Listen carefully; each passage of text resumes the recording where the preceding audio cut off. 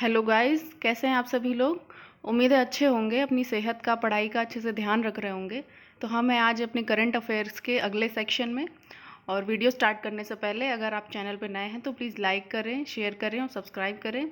और अगर आप व्हाट्सएप ग्रुप या टेलीग्राम चैनल से जुड़ना चाहते हैं तो डिस्क्रिप्शन लिंक में आप वहाँ से जाके जुड़ सकते हैं और वहाँ से आप हमारी वेबसाइट पर भी पहुँच सकते हैं। तो स्टार्ट करते हैं हम आज के क्वेश्चंस। पहला क्वेश्चन है, हाल ही में किसने राष्ट्रपति डोनाल्ड ट्रंप तथा माइक पेंस के विवादित से दिखने वाले विज्ञापनों को प्लेटफॉर्म से हटा दिया है? तो किसने हटाया है? फेसबुक ने। क्यों हटाया है?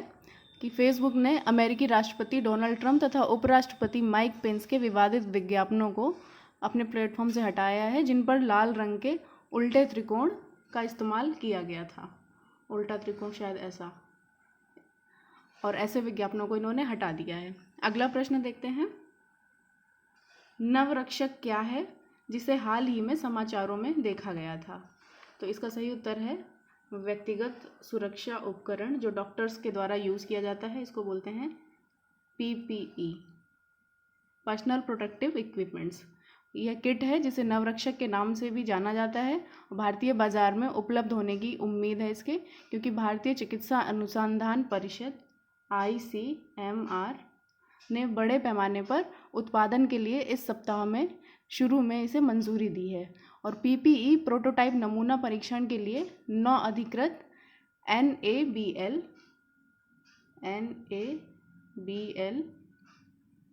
मान्यता प्राप्त प्रयोगशालाओं में से एक institute of nuclear medicine and alliance sciences, ये जो nuclear medicine and alliance sciences है, ये DRDO की प्रयोगशाला है। इसने भी परीक्षण के बाद PPE किट को प्रमाणित कर दिया है। अगले प्रश्न पे चलते हैं, किस IIT संस्थान ने मध्य हिमालयी क्षेत्र में जड़ी बूटियों हेतु जल सेक तकनीक विकसित की है? इसका सही उत्तर है IIT मंडी। ये भारतीय प्रौद्योगिकी संस्थान यानी IIT मंडी ने मध्य हिमालयी क्षेत्र में जड़ी बूटियों के लिए जलसेक तकनीक विकसित की है। और यह तकनीक मध्य हिमालयी क्षेत्र में रहने वाले सीमांत किसानों की आय को स्थायी साधन के रूप में विकसित करेगी। और यह संस्थान बॉटनिकल गार्डन और मेडिसिनल प्लांट लैब के शोधकर्ताओं की टीम ने स्वास्थ्य लाभ के लिए उत्पाद बनाने के लिए मूल्यवर्धित उत्पादों के विकास के लिए IIT मंडी को कामत क्षेत्र की जड़ी बूटियों का विश्लेषण किया है। IIT मंडी ये हिमाचल प्रदेश का एक जिला है, हिमाचल प्रदेश का। अगला प्रश्न देखते हैं,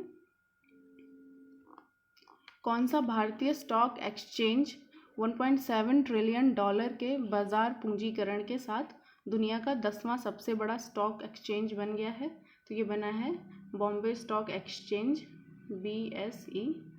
इसके तहत भारत के पहले सूचीबद्ध stock exchange Bombay stock exchange ने अपने प्लेटफॉर्म पर सूचीबद्ध सभी कंपनियों के संचयी बाजार पूंजीकरण के मामले में दुनिया के 10 सबसे बड़े एक्सचेंज के बीच अपनी जगह बनाई है।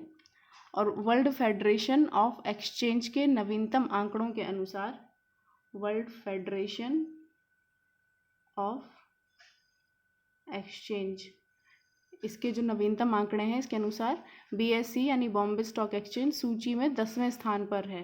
और इसका बाजार पूंजीकरण है $1.7 ट्रिलियन। और सूची में जो पहले और दूसरे स्थान पे हैं उसमें है न्यूयॉर्क स्टॉक एक्सचेंज। इसकी जो कुल पूंजी है ये है $19.3 ट्रिलियन अमेरिकी डॉलर। इसका बाजार मूल्यांकन है, ये सबसे ऊपर है इस लिस्ट में। और इसके बाद जो दूसरे नंबर पे है वो है नेस्डैक। इसका बाजार पूंजीकरण है $13.8 ट्रिलियन। चलते हैं अगले प्रश्न पे, उस भारतीय कंपनी का नाम बताइए जिसने हाल ही में 11 ट्रिलियन के बाजार पूंजीकरण को हिट कर दिया है। तो भारत की एक ही कंपनी हो सकती है, रिलायंस इंडस्ट्रीज़। इसके तहत रिलायंस इंडस्ट्रीज़ लिमिटेड भारत की पहली कंपनी बन गई है जिसने 11 ट्रिलियन के बाजार पूंजीकरण को हिट किया है, क्योंकि ये मिड मार्च के बाद इसके शेयरों में हमेशा वृद्धि देखी गई है। और बॉम्बे स्टॉक एक्सचेंज पर इस कंपनी के जो शेयर हैं BSE पर इसके शेयर हैं 1383.95 और ये शेयर इसके सबसे ज़्यादा हैं BSE में।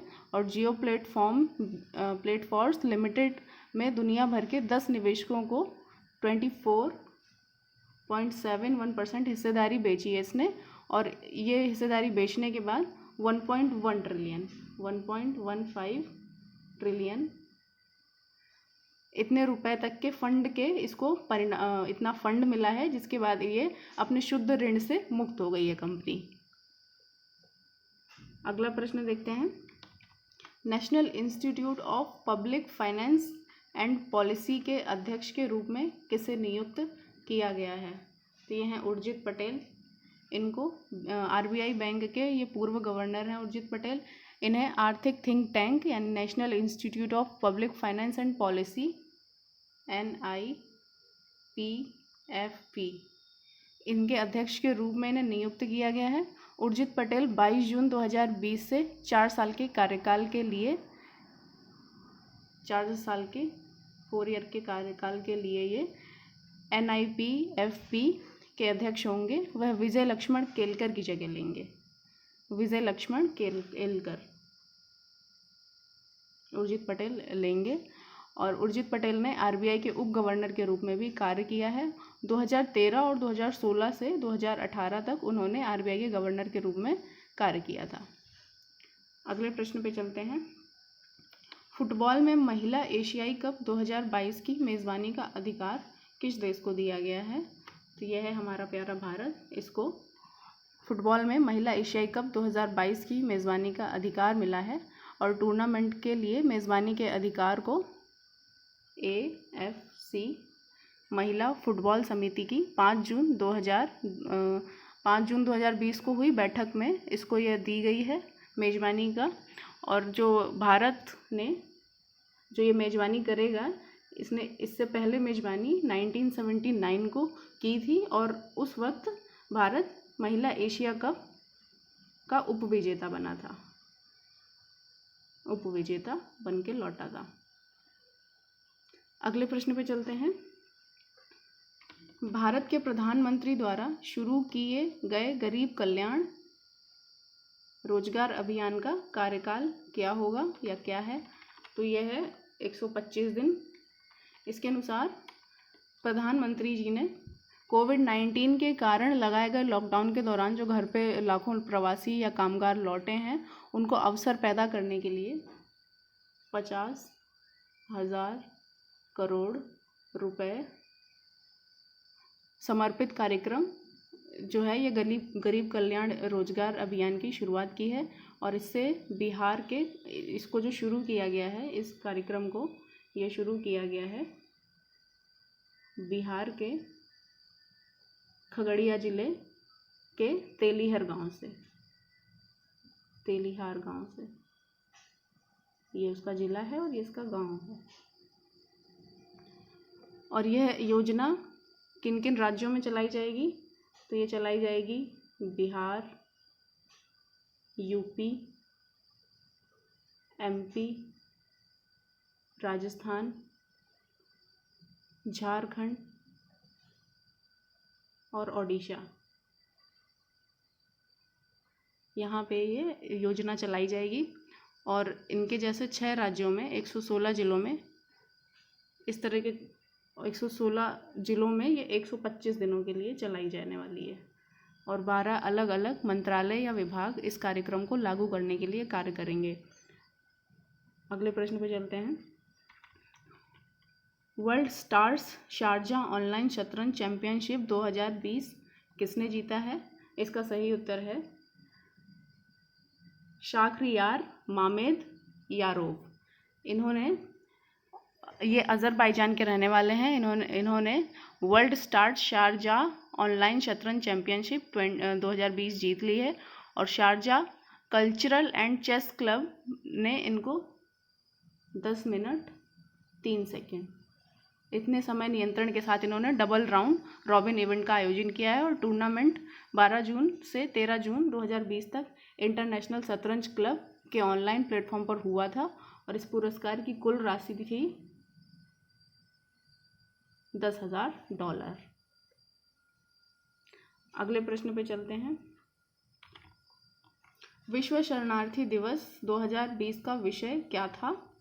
इसका सही उत्तर है हर एक्शन मायने रखता है, यानी एवरी एक्शन काउंट्स।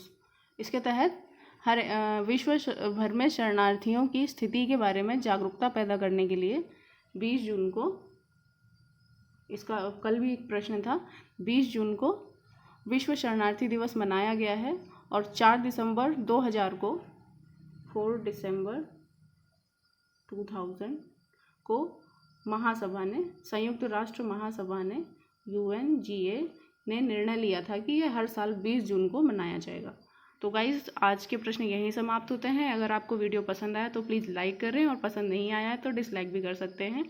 और आज मिलते हैं हम अगले करंट अफेयर के सेक्शन में। धन्यवाद।